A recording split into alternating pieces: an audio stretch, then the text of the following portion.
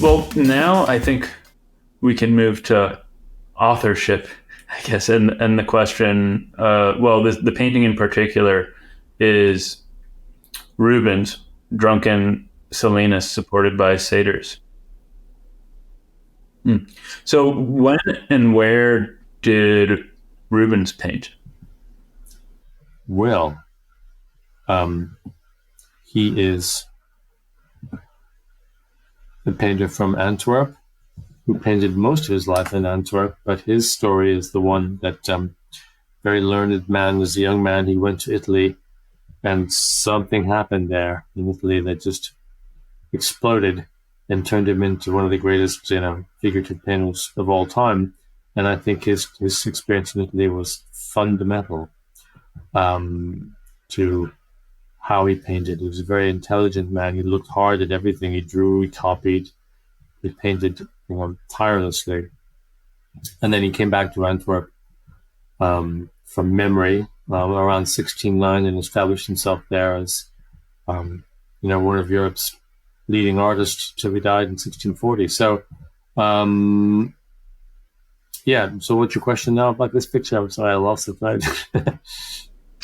Well, we'll get to.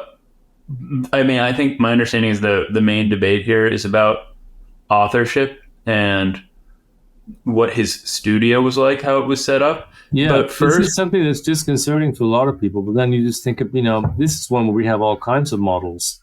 You think about, I remember as a kid when reading in the news that, people were debating whether when Salvador Dali died, that, oh, he didn't paint this, his workshop painted that. And I was horrified and scandalized as a kid. Or we think about the Warhol factory and what a Warhol is. Well, it's not a million miles away, but the Rothschild studio was the same. But in Rubens, I think there was a tradition in Flanders about scaling up and having a corporate enterprise. But Renaissance painters did this too. But Rubens is maybe a more in your face example because of the scale of what he did and the kind of commissions. But he, like many artists, but he had it systematized to a certain extent, would have a varied kind of depending on what you paid and what discussion you had with him and the scale of a work, you might get something entirely by him or something that was designed and invented by him and blocked in by his students. So it's not his students, his workshop. And then maybe retouched at the end by him. And then things that were his invention, maybe a small oil sketch, then made entirely by the workshop that he never touched. He writes about that very explicitly to somebody called Dudley Carleton in the 1620s, where he explains how this works and, kind of what the price plans are for the different things. And, you can have what you like. This is how I roll. All me, my idea, my retouching, or my idea completely executed by the studio.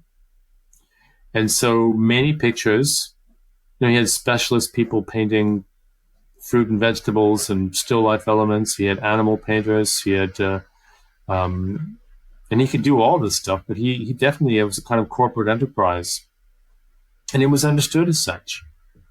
I think a lot of these pictures, we worry now about whether a particular painter painted every leaf or everything, but it would have been understood as, like the brand. You bought a Rubens. I mean, you may have bought a great Rubens, but you bought a Rubens when you bought a Rubens. And so that's kind of where this picture sits. And, how might it, can you unpick who did what? I mean, his most famous and most gifted pupil who entered as a teenager was Anthony van Dyck, who left as a young man too, but he was already doing quite important commissions for the Rubens studio that he was essentially executing himself. And that's one of the discussions around this picture, is the extent to which it's kind of essentially painted by Van Dyck. That's a one view. Not everybody holds that view. Or maybe you can't really unpick it. It just should be seen as a Rubens with a lot of studio participation. But the interesting thing is just how that worked, that dynamic. before we get into some of the specifics that might help us untangle the question of authorship here, what was the commission for this painting? who bought it? Why was I it don't, you know, produced? I don't actually know. I don't even know if it is known, but I'm not sure. But obviously, it would have been that he painted that subject a lot. There's a really great one in Munich, and I think there's one possibly in St. Petersburg. Very different looking pictures, one from another. It Can you probably explain this? it may have some resonance with Stoic philosophy and the idea of a guy out of control, and what that means about control being something that's very important. But it might be lighthearted examination of what happens if you let your stoicism slip. I don't really know exactly what why you'd want to have this subject, but it is one you definitely return to several times. Can you explain the scene again for our audio listeners? Well, it's show me the way to go home. The morning is dawn is broken. It's morning. Silenus, who is one of Bacchus's playmates, is basically staggering home, carrying a bundle of grapes. He's being supported by satyrs. There are Maenad behind, squeezing grapes over his face. There's There's a panpipes being played.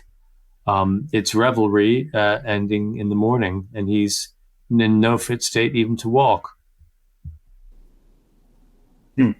And you mentioned there were people who might specialize in painting fruit, and there are people who would specialize in animals or landscapes. But if this is happening in his studio, let's say, do you happen to know if somebody else painted well, maybe nobody knows, but do you happen to suspect whether somebody else painted those fruit, for instance? Well, I mean, he definitely had people who painted those things, but that's not the top quality. You can look at it and see it's a different hand, and even the way the stalks stop and start around the hands. I don't know if would be confident who painted this particular one, but there are all sorts of artists who we know collaborated with him on animals and fruit and such. These grapes are a little bit mechanical. Sorry. And would that suggest that you did not paint them? Oh, definitely. I would say so. But also it suggests that maybe not the top kind of still life painters that he worked with would have painted it either. I don't know. That's one for specialists to worry about. So does that question just of the grapes not really require the sort of analysis that goes into preparing to conserve or restore a painting? Well, from a conservation point of view, it's all the same paint. It's the same material, the same pigment, the same oil. No, it's a very interesting critical issue. And to me, in that case, there's evidence all over this picture of a kind of corporate enterprise at work. And that to me is the interesting thing, rather than necessarily trying to unpick who did what bit. If you can, but you may not ever know precisely. Although, some of the major kind of, but then this is totally subjective. This is not conservation at all, but the kind of looking at the style of how some of the things are drawn, they look, to my eye, very much like Van Dyck painting in the Rubens workshop in that period. But some people think that and other people don't. So that's neither here nor there. But the issues with many Rubens, the extent to which they're painted, how much Rubens paint is on them, which is one of the thrilling things about Het Steen. That's made late in his life by him for his house.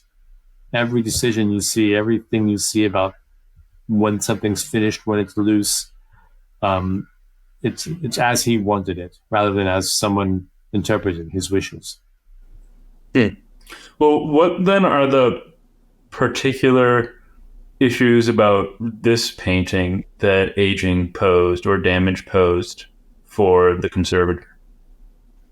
Well, one of the interesting things here is that we know that he used a translucent brown glazing color to make some shadows in flesh painting that have faded and gone very chalky.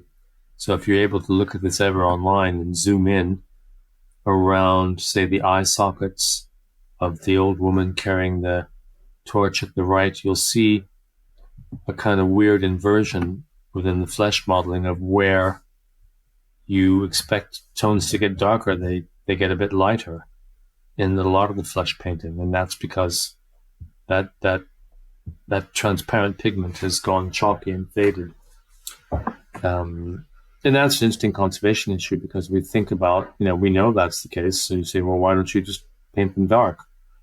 Because we don't know exactly what color or how dark. But it's a good question to ask. Everyone has a different idea of when too much retouching occurs, and I think in the early 21st century, the consensus is that you wouldn't do that. It's just not the right thing to do. It's too interventive. That may not be the case 50 years from now, or they may think the retouchings we do are too interventive. That's a whole discussion. When I zoom in to the highest res version to look at this old woman's face, I see these sort of very small but like bluish streaks all across the painting. Particularly, they stand out most on the dark ground behind them. But what causes that? I'm not sure I know what you mean. Let me see if I can. These little white specks, you mean? That's just reflections of the texture. That's an artifact of the photography, because the canvas is not flat. It's got loads of dips and cracks, and I think you're picking up little tiny highlights from the varnish film. That's not a feature of the painting at all. Okay. Interesting. This is I guess a much broader question, but how does the conservation of a painting like this, looking at all of that imaging, so you see the layers, seeing that geological stratification of the paint, how does that affect your appreciation for an artwork like this? Well, I think, the more you know about the painting, the richer your understanding. I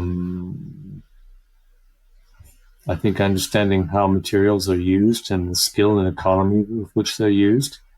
It's not essential to having a beautiful experience looking at a picture, but it adds another layer of resonance to the visual experience. So from that point of view, a lot of museums like the National Gallery were founded with an intention that they were a kind of school for painting. And they were meant to play a vital role in the education of artists in the National Gallery, certainly in the early 19th century.